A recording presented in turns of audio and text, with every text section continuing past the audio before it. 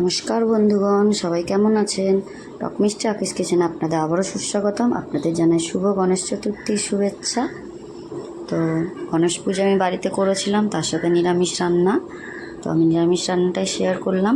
Simply খিচুড়ি, আলুর দম আর বেগুনি, যে বেগুনিটা একদম দোকানের মতো পারফেক্ট মুচমুচে হবে, তো সেটাই আমি শেয়ার করব।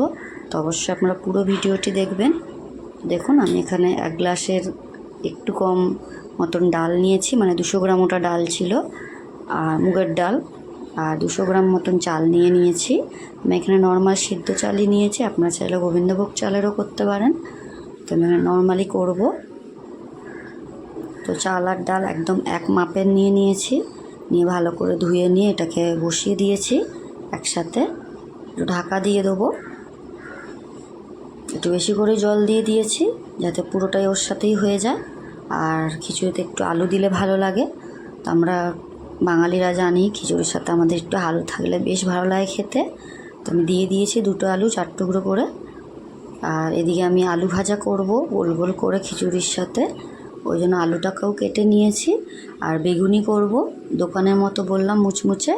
আর খিচুড়িতে দেবো টমেটো, আদা আর কাঁচা লঙ্কা, আর তেজপাতা, জিরে ফোড়ন যেমন দিতে হয়। খুবই সাধারণ, সিম্পল, কিন্তু ভীষণ সুন্দর। তো দেখুন, এবার আমি ব্যাটারটা বানাবো বেগুনি। তো এটা পারফেক্ট বেগুনি কি করে হবে এটাই আমি দেখাচ্ছি। দেখুন, আমি বেসন নিয়েছি, 1 চামচ আমি কর্নফ্লাওয়ার দিয়েছি, আর সামান্য একটু খাবার সোডা দিয়েছি। এটা কিন্তু সিক্রেট টিপস, আমি আপনাদের জানালাম।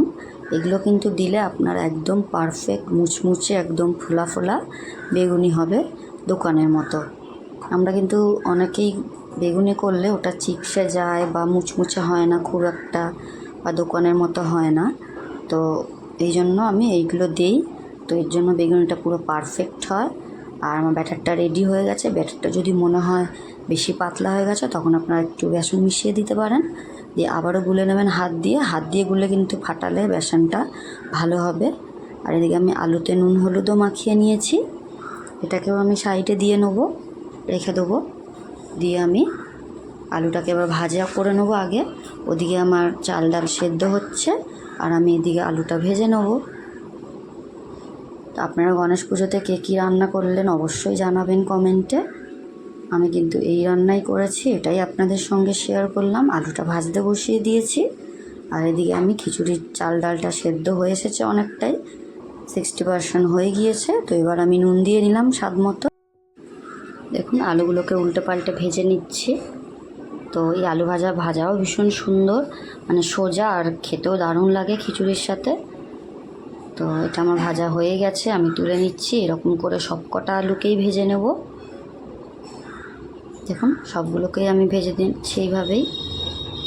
খিচুড়ির সাথে আরও অনেক কিছুই ভালো লাগে, যেমন পটল ভাজা, কুমড়ো ভাজা, এগুলো ভীষণ ভালো লাগে, কিন্তু আমি অত কিছু করিনি। তো ওদিকে আলুটা পুরোপুরি ভাজা হতে হতে আমি আদাটাকে গ্রেট করে নিচ্ছি। আদাটা আপনারা চাইলে বেটেও দিতে পারেন, কিন্তু আমি গ্রেট করে দিচ্ছি। দেখুন, এভাবে আমি পুরোটা গ্রেট করে নিয়েছি। তো এবার আলুগুলো সব ভাজা হয়ে গেছে, এবার খিচুড়ির মশলাটা বানাবো। তো এর জন্য আমি তেজপাতা দিয়ে দিয়েছি ফোড়ন, শুকনো লঙ্কা, সাদা জিরে গোটা, আর এদিকে আদাটা তুলে দিয়ে টমেটোটা তুলে দিলাম। এই টমেটোটাকে পুরো নরম করে নেব। দেখুন, টমেটোটা নরম হয়ে গিয়েছে, সেদ্ধ হয়ে গিয়েছে। তো এবার আমি বাকি মশলাগুলো দিয়ে নিচ্ছি, যেমন হলুদ গুঁড়ো দিয়ে দিলাম, একটু জিরে গুঁড়ো দিলাম, একটু লঙ্কা গুঁড়ো দেবো সামান্য, কাঁচা লঙ্কা দেবো। তো এর জন্য বেশি লঙ্কা গুঁড়ো দেবো না, জাস্ট একটু কালারের জন্যও দিলাম।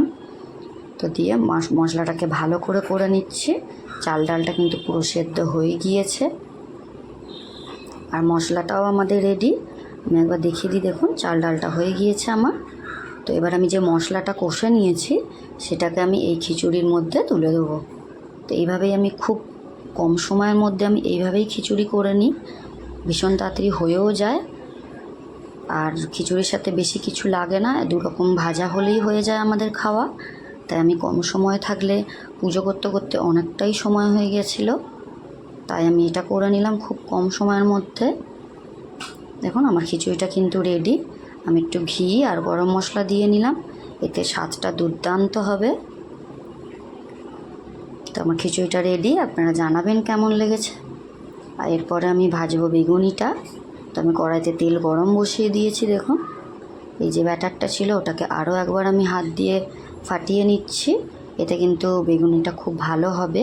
এবার আমি আর একটা সিক্রেট জিনিস দিচ্ছি। দেখুন তেলটা যে গরম হচ্ছিল কড়ায়, তার থেকে আমি হাফ চামচ নিয়ে এই ব্যাটারের সঙ্গে মিশিয়ে দিয়েছি। এতে কিন্তু দেখবেন বেগুনিগুলো খুব সুন্দর হবে। তো এর মধ্যে বেগুন দিয়ে আমি দুটো আগে ভেজে তুলে নিয়েছি, তারপরে আপনাদের দেখাচ্ছি। দেখুন এভাবে এবার বেগুনিগুলোকে ছেড়ে দেবো, দিয়ে এভাবে তেলটাকে একটু ওর গায়ের ওপরে দিলেই একদম দোকানের মতো হয়ে যাবে। আর দোকানে কিন্তু অনেক তেলে ভাজে, যেহেতু ওদের অনেক চপ ভাজার থাকে, সেটা তো আর আমাদের বাড়িতে হয় না। আমরা বাড়িতে পরিমাণ মতন তেল দিই। তো এইভাবে কিন্তু তেলটা ওর গায়ের ওপর দিলে একদম কিন্তু পারফেক্ট মুচমুচে বেগুনি হয়ে যাবে। দেখুন ফুলেছে কিন্তু খুব সুন্দর, পুরো দোকানের মতো লাগছে। দেখুন খেতেও কিন্তু অনেকক্ষণ এটা মুচমুচে থাকবে, নরম হয়ে যাবে না। দেখুন পুরো সুন্দর হয়ে গেছে না মুচমুচে বেগুনি। তো এভাবেই আমি সব কটা বেগুনিকে ভেজে নেব। দেখুন সব কটাকে আমি এভাবেই দিয়ে তার উপরে তেলটাকে দিয়ে দিচ্ছি। ওপরে কিন্তু খুব সুন্দর ফুলে যাচ্ছে এবং দেখুন কত সুন্দর ফুলে গিয়েছে এবং মুচমুচে হয়েছে। দেখুন দোকানের মতো পুরো পারফেক্ট বেগুনি রেডি। আর এদিকে আমার আলু ভাজাও রেডি হয়ে গিয়েছে। তো আমাদের খিচুড়ি, আলু ভাজা, বেগুন ভাজা গণেশ পুজো উপলক্ষে রেডি। আপনারা জানাবেন কেমন লাগলো।